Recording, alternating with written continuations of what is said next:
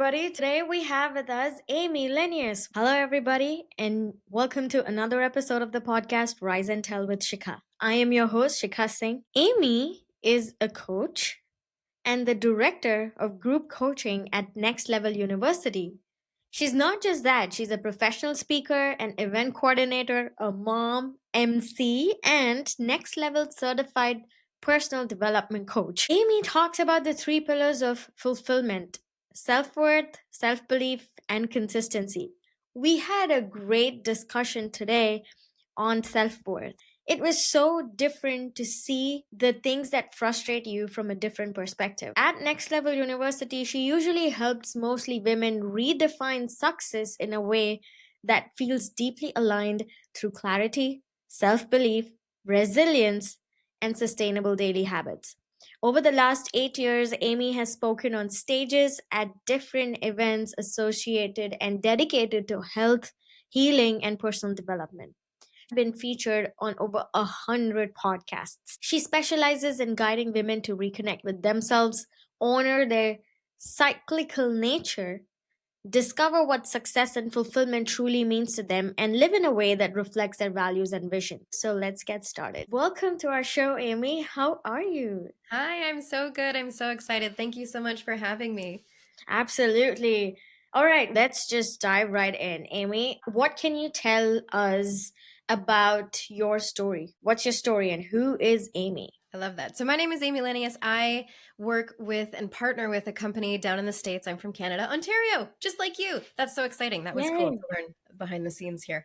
And I partner with a company down in the States called Next Level University. And I work with two incredible men who found this company and are dedicated to holistic self-improvement, which is just a fancy way of saying we believe in growing into your potential in the quality of life you have, in your health, in your wealth, and in your love, because we deeply believe that they're all connected, which is why we love the word holistic, which is why I fell in love with them when they started using the word holistic, because I grew up very sick.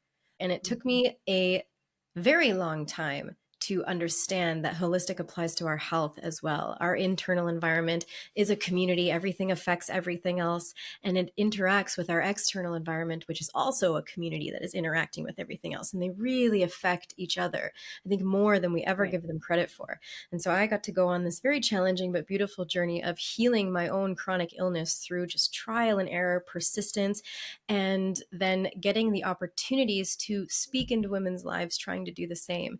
And that's where my public speaking started. I got to speak on beautiful topics and one of them was actually called holistic healing for your hormones. So it became very synchronistic later on. But I wanted to teach women about their health, their hormones, how to understand their bodies and their cyclical nature so they're not fighting against their natural nature all the time. And that Right.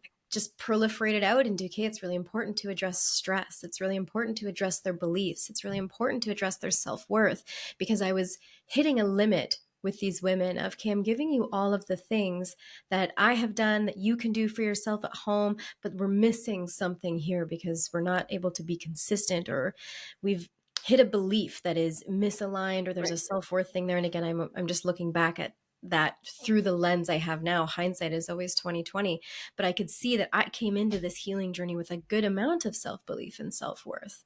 And I can see Right. now that that was the difference between me and these other women that I was trying to help. So I could show them that it was possible. So they built a belief within themselves that it's possible, but there was maybe an Right. underlying belief that it wasn't possible for them.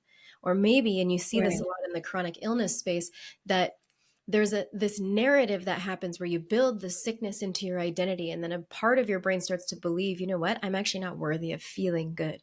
So you will always reach the Yes. limitations of that as well. And so after partnering with NLU and working so closely with Kevin and Alan and learning more about self-belief, self-worth, how the brain works, it was really cool to look back and see, oh, these are some really powerful pillars: self-belief, self-worth, and the ability to be consistent and to set yourself up for Right. success to do so. And so now I Right. just apply all of that into my work, which I get to gratefully do through this company. And it's been a really fascinating journey that has progressed into all the things that make sense together. It's really neat. Impressive. Amy, what's one of the common things that you've noticed among 90% of the clients that you work with when it comes to confidence? That I typically end up attracting people who have high self belief but low self worth. So their confidence in what they can Mhm. achieve externally is very high. They have very high Okay. drive. They want things in life and they believe that with enough time, energy, and money, they can achieve the things that they want to do, but that they're not getting there. Something is happening, something is getting in the way. And it's because they have lower self worth. So a piece of them does not believe internally that they are worthy of that thing or holding that thing or having that thing or building that thing. And so I see that quite a bit. That seems to be the group of people that I attract. And I see it a lot in women as well. Women have very high belief. We feel we're very capable typically, but our Right. worth gets so tainted as women that it gets a little blurry there. Yeah. What do you think of the fact that most of us have to somehow prove every day that we're doing our best and giving our best? Do you think, in your experience and after helping so many people, do you think that somehow affects what you think, like that drive to always constantly prove that, yes, you're showing up, you're doing it? Does that affect self worth in any way? Yeah, it does. Yeah, Especially, are it you does. driving and trying to prove things for yourself, or are you trying to do it for other people? Those are two Mm, buckets there. If it's a drive within yourself and you have high standards and you have high belief in yourself and it's you against you, that can be a beautiful game. You can do so much with that.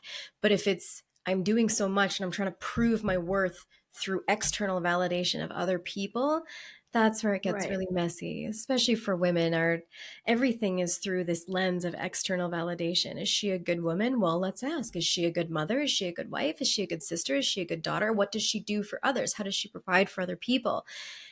And that's when we get seen as worthy. And so it gets a Right. little, like I said, muddy there, where we're constantly shown, whether it be through society, how we grow up, that our worth is external. And Right. because that is actually internal, it becomes very low, even if we're getting it externally, even if we're doing all the things, showing up, proving again and again and again that we can do anything. It's not building the worth internal because we're not allowing that to build into our identity internally instead of just externally. Correct. Let's you mentioned a great point there. If you have the habit of setting high standards for yourself, then in my opinion, I feel that is one of the major reasons why women are burnt out Yes.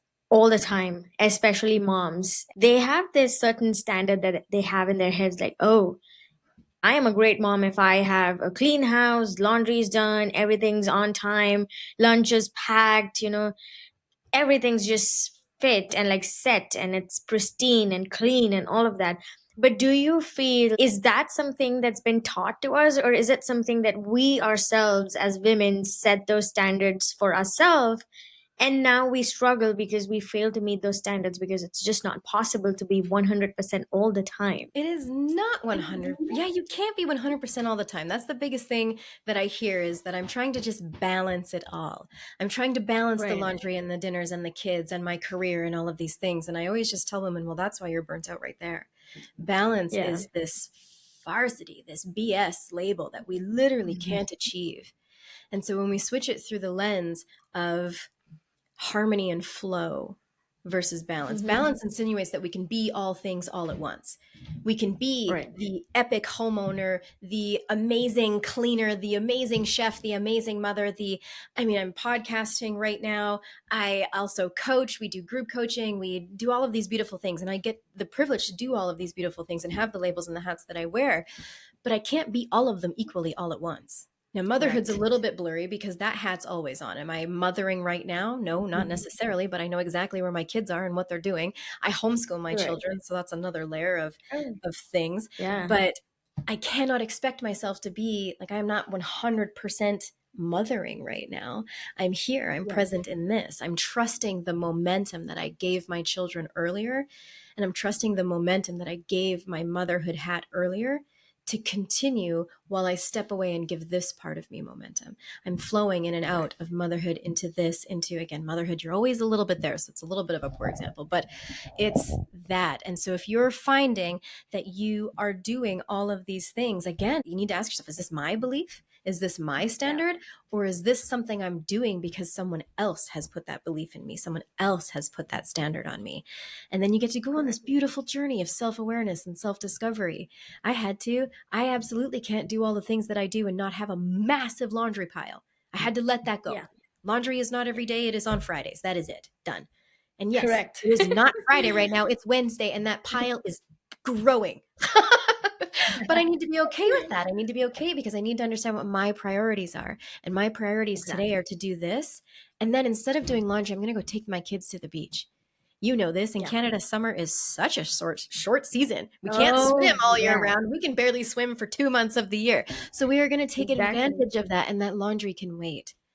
And so, Yes. understanding your priorities, what are you really prioritizing? What is the most important things to you? And learn to categorize them into urgent, important, not important, I'll get to it later, or maybe it doesn't need to be done at all.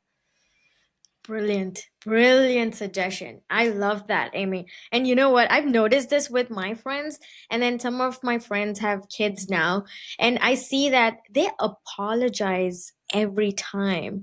They feel so bad. I understand that not everything is possible at the same time. And like you said, not don't beat yourself up because you cannot be 100% everywhere all the time. But I think most of the women should know this. They should just stop apologizing and accept the fact and even convey it to their own friends that hey, it's not possible to host you guys, have a clean home, be a good mom, and also be a great cook, and then keep you guys fed, keep them fed, and entertain you all at once. I notice that so much the minute we enter somebody's house, and if they're like all over the place, it's so evident that they're trying to do their best. But the minute we enter, they say, "Oh my God, I'm so sorry. Please don't mind the mess. The house is super messy right now, and there are toys on the floor." I'm like, "Why are you apologizing? And what for? You're doing an incredible job. You're being a mom. You're working. You're handling all these things. You're entertaining. You're keeping in touch with your friends. You're doing so much." A clean house or like that should be last on your list. And I just don't get that. Not just people who have kids, but even people who don't have kids. I work from home, so it's easy for me to clean up and have a good space or whatever, keep it ready. But when I go to my friend's house who go to office every single day, and imagine if we go to their house on a Friday night or a Saturday morning, they're like, "Oh, I'm so sorry, the house is so messy, please don't mind. Oh, I'm gonna pick this up now." I'm gonna like, don't apologize. Why are you doing it? I don't get that. And I feel as friends of moms or other women out there, I feel like we should try to change that mindset and then remind them to not apologize because they're already doing enough. And I feel like that's something that most people forget. They forget that what they're doing is actually more than enough. They don't have to be awesome all the time. And actually, going back to your point, Amy, about hormones, I am curious, how does that tie to everything that we just spoke about? In every way. One, I agree with everything you just said so much. And a narrative that I have learned to switch to is to say to people that wasn't a priority for me this week. Yeah. It's not a priority for me right now. I even had to learn to communicate that, like you said, with friends and close loved ones, but even with my parents. Hey, Amy, why are, the weeds coming up in between the cracks of your pavement? First of all, I think it looks like a lovely little jungle and I'm going to leave them there because I think it's cool. Secondly, it wasn't a priority this week. I do so many things. I'm not going to be out there weed whacking unless I absolutely have to. You know what I mean? Absolutely not. Exactly. So it wasn't a priority for me this week. And the way people receive that is very different than if you say, I know, I'm sorry, I'm going to get to it, or, oh, me, I suck. No, it wasn't a priority this week. You sound so put together in a way. Even if you feel like Yeah. a hot mess, that is okay. Most of us do. But it just sounds like you have your ideologies straight. You have your beliefs straight. You have your values lined up. The values of my grass poking up between the cracks of the pavement is 0%, zero Yes. F's to give in that. Yeah. Absolutely not. Now, are my kids absolutely fed and nourished and loved and going on adventures and things? Absolutely. Absolutely, they are. And that's what matters Yeah. to me. I'm going to skip any kind of yard work for the day to go to the beach with my kids. You know what I mean? And so it just shows people that you have your priorities straight and that you don't feel less than because you didn't give validation to this external thing again. Right. And so when it comes to how we're feeling, Now we can go for a week and just absolutely crush life.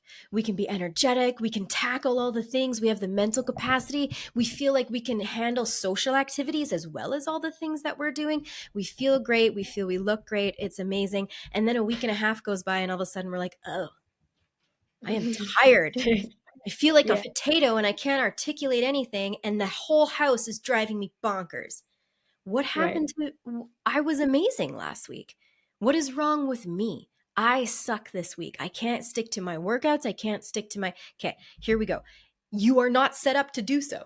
You are not physically, mentally, emotionally set up to be energetic and the same week to week or even day to day.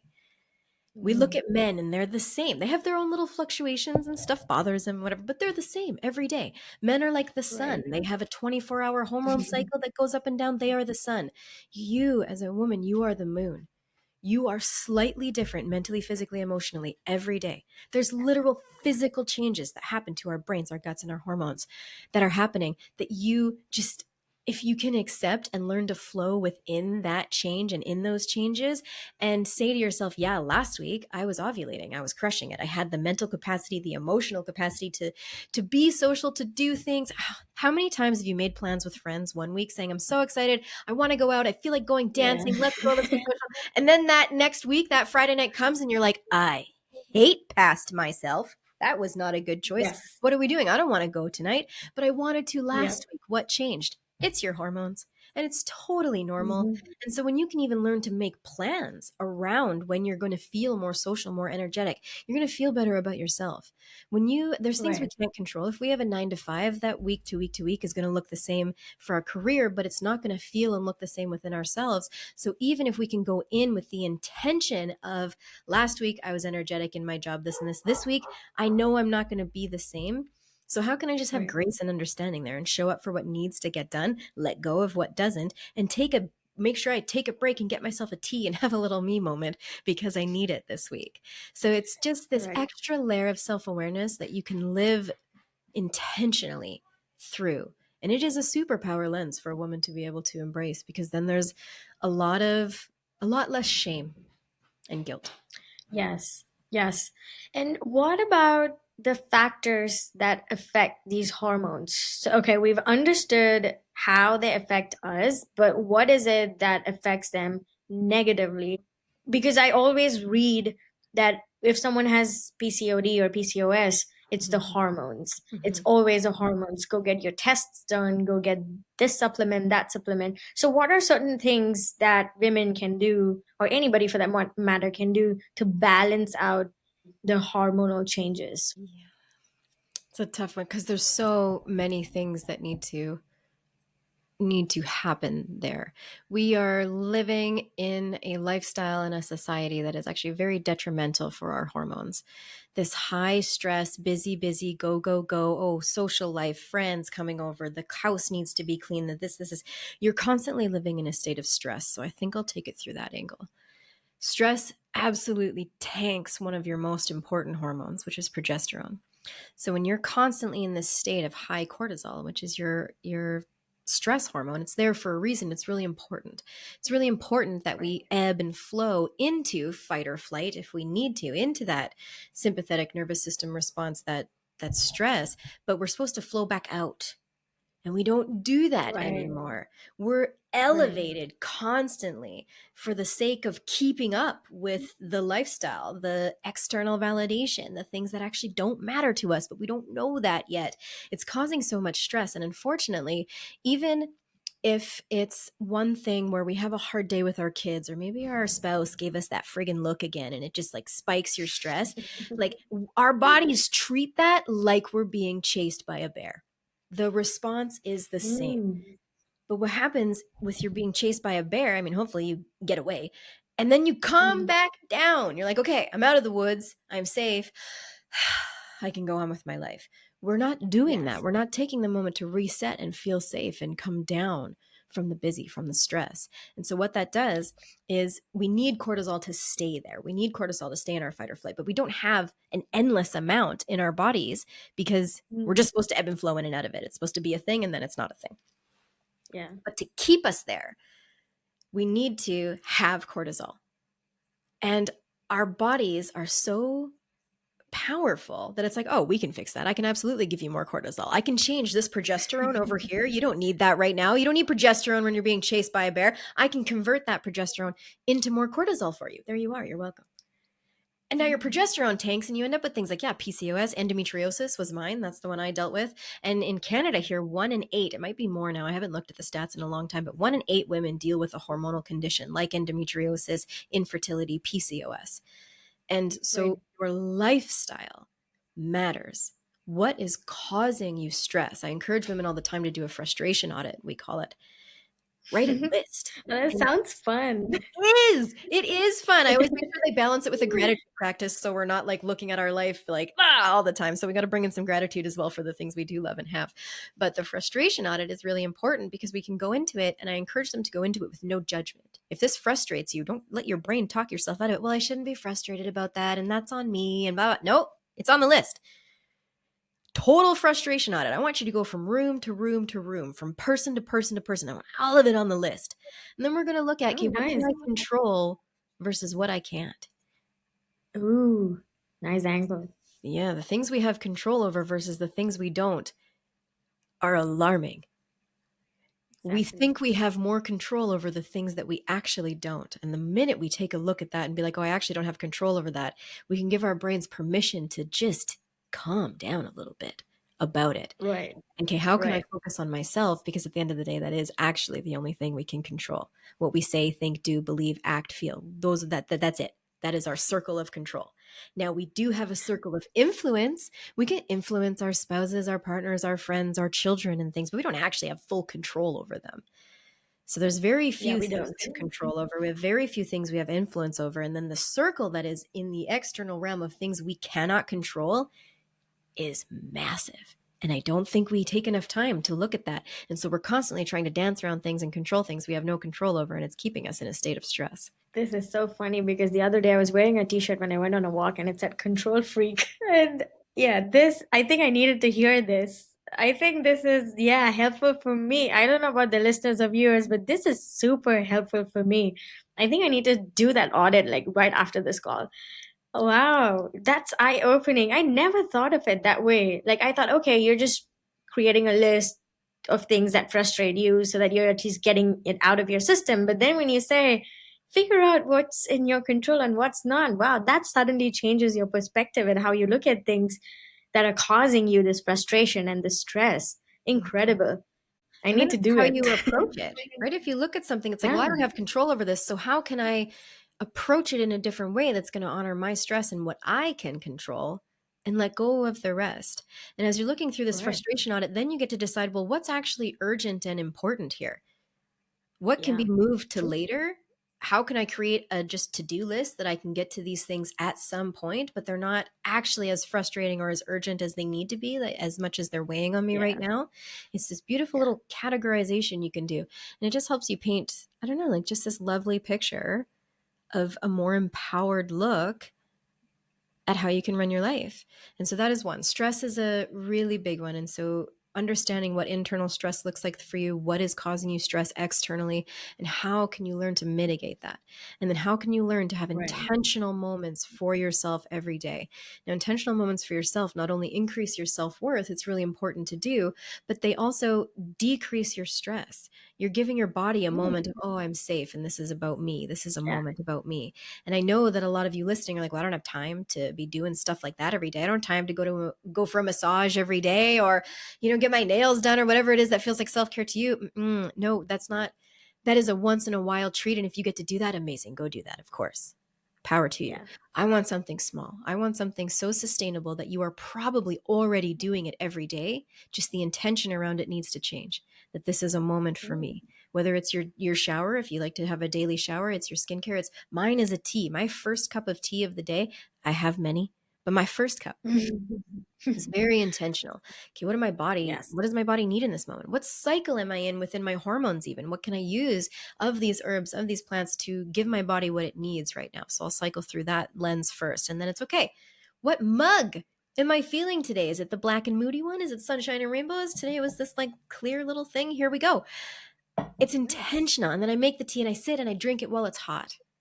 The kids know that they Yes. can be with me. We can all hang out. They can be a part of this. But no, I'm not going to get up and get them their 50th snack right now while I'm having the tea.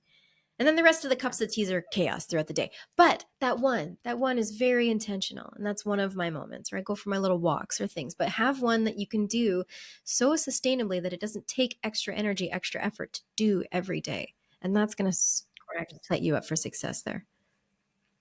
Yeah. Agreed. Agreed. 100%. Amy, what's the biggest misconception that people usually have around self care? The biggest conception is one, it's going to take too much time or money, or two, that it Mm, is selfish of me to take that time. It's going to take away from the other things that I feel are more important than myself. It's going to take away from my household. It's going to take away from my children. It's going to take away from my business. It's going to take away the effort and the time I could be putting into something else versus taking that right. time for myself. And so both are wrong. And the second you can heal that narrative and that belief in you, the again, your stress, your life is going to change, because women especially, we're constantly just giving what is left of us all the time. And it's Yes. wild and amazing and so impressive what women can do and achieve and give on an empty cup, in that state of fight or flight, in Correct. that state of high stress, and just go, go, go, go, go. It's amazing what we can achieve. But it's not ideal. It's not optimal. Yeah. Giving what is left of you is a disaster at the end of the day and over time. And you are going to burn out and you are going to get sick or have something happen where your body is going to force you to rest. Yes. So if you can learn to pour into yourself, like I said, even just a little bit every day, and I would encourage a little bit every day rather than a weekend away once a quarter, or however that looks. The day is the stuff that matters the most. Then you can Yeah. start filling your cup and giving to the people you serve, to the people you love, to the things that you do. You're giving what is best of you instead of just what is left over. And it Yeah. changes the entire narrative of not only your internal game, but what you're actually putting out into the world. And I celebrate women all the time for the stuff that they do achieve in that empty cup space, but what they can do and the energy they bring to it when they're actually fulfilled is Yes. magic. It's wonderful. And Oh, yeah. I heavily focus on fulfillment. The lens of fulfillment is brought into everything I do, because women, they all have different versions of what success means to them. Everyone does. And I think we need to Correct. keep that narrative going, that success is subjective. Yes. And then how can we bring in fulfillment within that success? Because then you really feel successful. Then you really feel fulfilled. You really feel abundant. And that's Yeah. a great place to be. Agreed. Yeah. I recently interviewed the art therapist called Rapinder Kaur, and she actually has a clinic here in Ontario. Mm. When I asked her a question, she said she gets so many clients who come to her and they always say that they're not doing enough. But then what she makes them do is she makes them write a list of things of what they're doing today. And then she reads it back to them and she says, look at this, you're already doing so much. And I feel like most of the times we forget that because we're doing it every day in and out 24/7, that we forget that we're doing so much. And then when we actually take time for ourselves, it's like, oh, wow, am I being selfish? I could use this time, to help someone else, to cook something, to do something. But yeah, I completely agree. There's another author that I interviewed, Jodie Bellman, and she wrote a book called You Only Die Once, and she takes a lot of clients on and she coaches a lot of people. So she said the same thing. She said one day a lady came to her and she said, you know what, I had nothing in terms of self-care, but I realized after reading your book that every time I park my car in the garage, I make sure I take 2 seconds or like 2 minutes to just sit and just block out everything from the day just so that I can be ready to take on this next half of the day with my kids, my family, and whatever. And she said, now after reading your book, I realized that that's so important. Those 2 minutes are just mine in that garage in the car, that she started to keep an aromatherapy thing, like a small little diffuser in a car. And then she has like scented wipes and things that make her actually feel good. And she looks at them, she uses them in the 2 minutes, and she feels great. So, yes, like you said, every time we think self care is supposed to be expensive or you have to add money to it or you have to schedule time or appointment, but It's not. It's how intentional you can be with that time that you want for yourself. Love it. Thank you, Amy. This has been great. I want to ask you the last question. What are the top two tips that you would give to our listeners or viewers in terms of self-worth and self-belief? What two actions can anybody take today after listening to this episode? Two. Okay, I'm going to give you five, and then I want you to pick two. Okay, because Okay. Sounds great. typically people have one that they're already good at, or two that they're already good at, and then two that they're really struggling with, and then those are the ones I want them to focus on.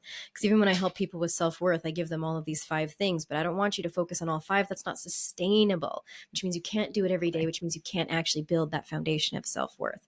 So self-worth is keeping the promises you make to yourself. How good are you at doing that? Say you're going to do it, give yourself credit that you got it done, and learn to do that with the things that you're already doing every day. Like you said, look at that list of all the stuff you're doing every day. You could be giving yourself credit for that. You're missing out. Give yourself credit for the things you're doing every day.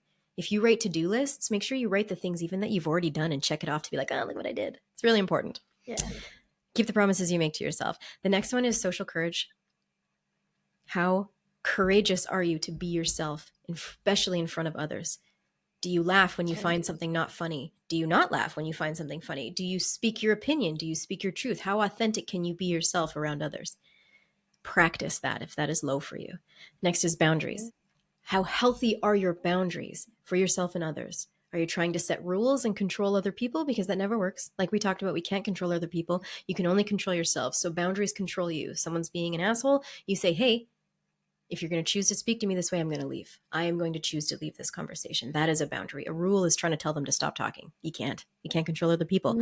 How are your boundaries with the people, even that are most important to you? Next is investing in yourself every day.